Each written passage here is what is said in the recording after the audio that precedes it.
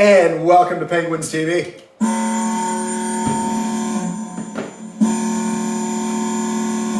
Well, I just watched, might have been my favorite hockey game of the playoffs this year, certainly right up there. What a great series. If you didn't see Colorado and Vegas, aside from game one, what a tremendous series. Vegas just finished them off. I'm watching the handshake line now. It just ended a few seconds ago. What a game, what a game, what a game, what a series.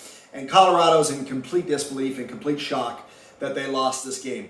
So glad to have you here with me. Let's talk a little bit about what happened. I thought this was a really competitive game. Yes, Colorado outshot Vegas. Yes, they outchanced Vegas. But both goaltenders wish they could have had a goal or two back.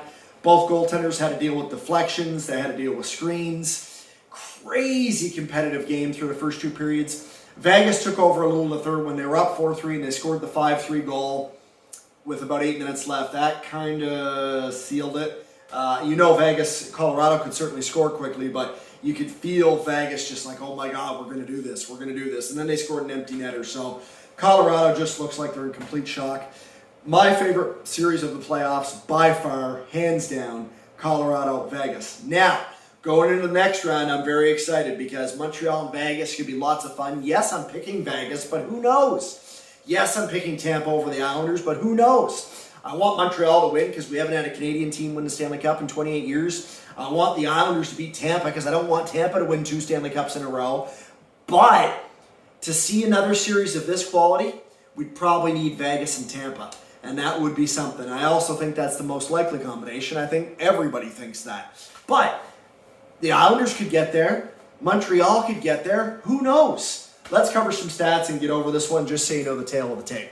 Okay? First period scoring, 23 seconds in, Colorado scores. It was Devon Toews, his first of the playoffs, assisted by Nathan MacKinnon, his first point in 4 games. So MacKinnon had 13 points in his first 6 playoff games. Then he had no points for 3 consecutive games. Bam, tonight, 23 seconds in, he gets his 6th assist of the playoffs.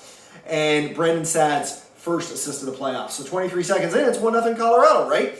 Whoa. Hold on, 1 minute and 15 seconds in total, not even a minute later, Nick Holden scores his first of the playoffs from Nicholas Waugh, his 4th assist of the playoffs, and Riley Smith, his 5th assist of the playoffs. But we're not done yet. William Karlsson at 15:06 of the first period, his 4th of the playoffs, Wild Bill. That line's going, Riley Smith, Marchessault, and Karlsson, that second line, holy cow. His 4th of the playoffs from Alec Martinez. On a great pass cross ice for a one-timer, his 2nd assist. So that's the end of the first. It's 2-1 Vegas. The shots are like 12-9 or something like that for Colorado. Very even game. Colorado maybe slightly the better team in the first period. Second period, Mikko Rantanen just with a beautiful shot. 347. It was deflected off the inside of a skate of Whitecloud. But it was still a good shot, seeing eye single. His 5th of the playoffs, it was a power play goal from Landeskog, his 9th assist of the playoffs. And MacKinnon, his 7th assist of the playoffs. So 2 goals, 2 assists for MacKinnon, just like that. About 11 minutes later, Keegan Kolesar, his first career playoff goal from Alex Pietrangelo, his 7th assist of the playoffs, and Shea Theodore, his 5th assist of the playoffs. So now it's 3-2 Vegas, just like that. But then at 16:52, Andre Burakovsky, his first goal of the playoffs from Pierre-Edouard Bellemare, his 3rd assist of the playoffs, and Cole Makar's 8th assist of the playoffs, makes it 3-3. That's at 16:52 of the second period, okay? I think it was screened. I don't think Fleury saw all that. Okay? 1942.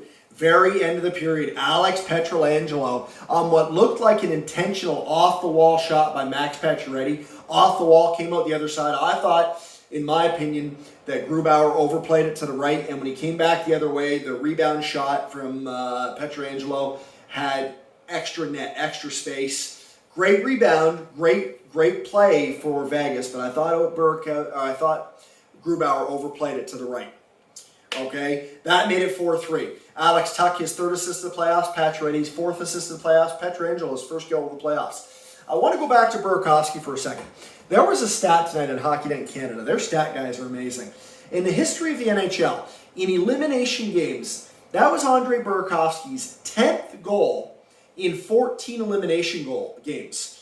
That gets him at .71 goals per game in elimination goals in NHL history. That puts him third in NHL history in goals per game that are elimination games. Now, the other two guys that were ahead of him had black and white pictures. That tells you how far back they were, okay? And the guy that was just behind him, Wendell Clark, played in the 80s and the early 90s. So that's an extreme stat. Andre Burakovsky, 10 goals in 14 career elimination games. Very impressive, Andre Burakovsky. I expect he'll be back in Colorado next year again, number 95.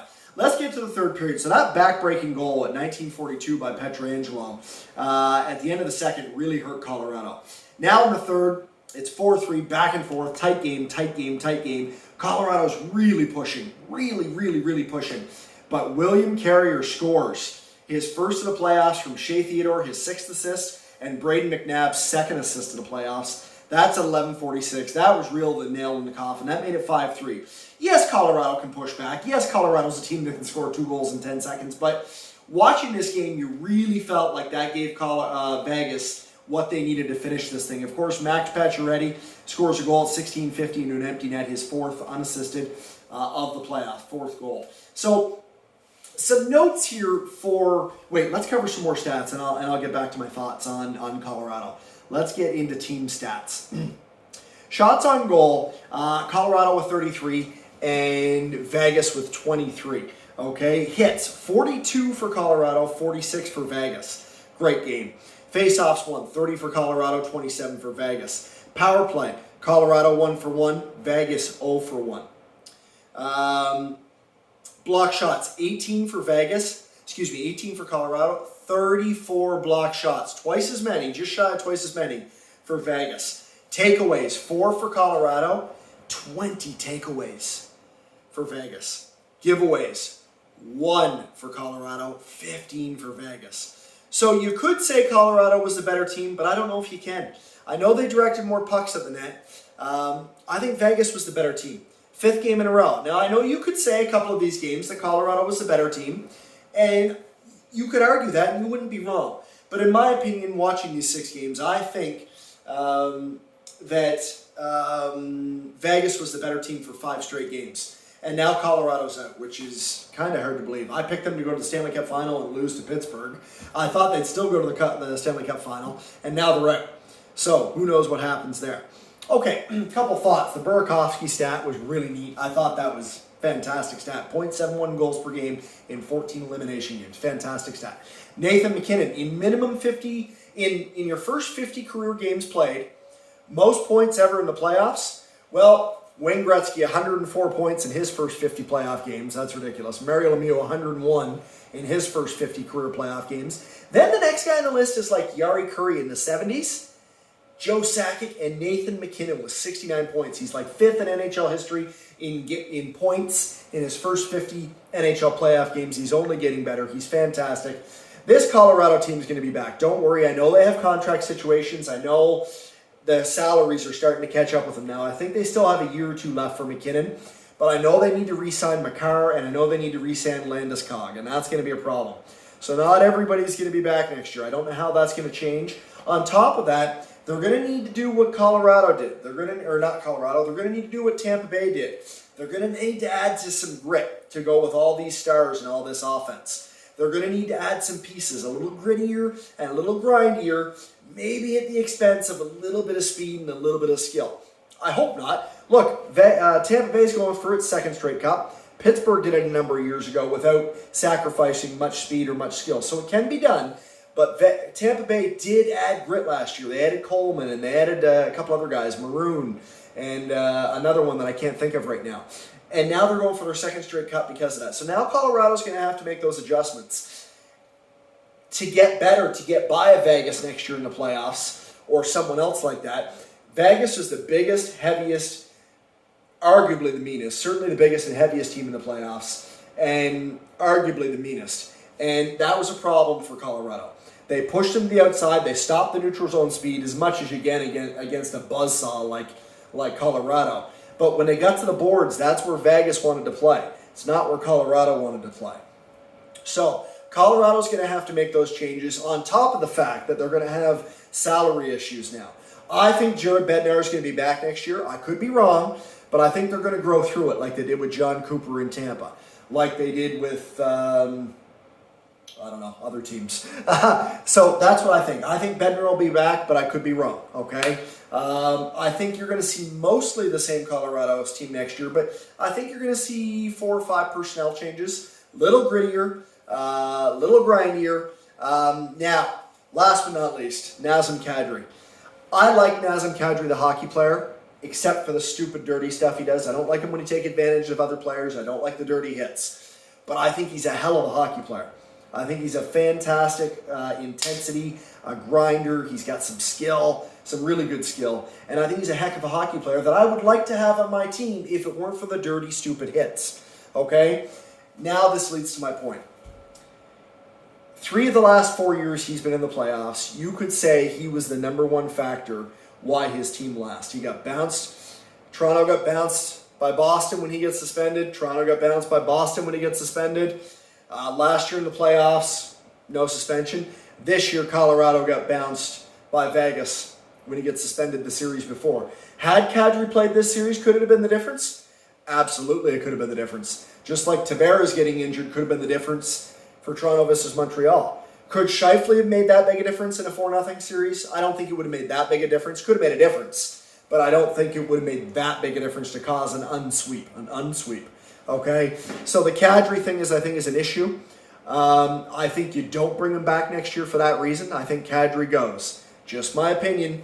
Like, definition of insanity. You've seen this guy do this 3 out of the last 4 playoffs and cost his team. I think you move on from him. Okay? It's too bad because he's a heck of a hockey player.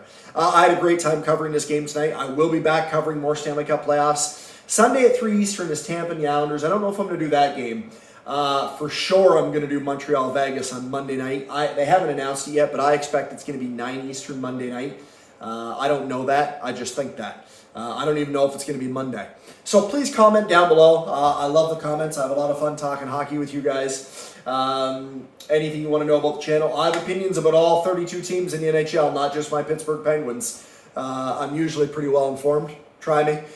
Please subscribe to the channel. That's the most important thing to me. It encourages me to keep going here, and it gives me the support I need. We're trying to get to 1,000 subscribers. We've doubled our total here in the last couple of weeks, so we're still a ways away yet. Thanks for hanging out with me. I appreciate your feedback. Please go get your vaccination if you haven't yet. It just hurts for a second like that, and I'm terrified of needles.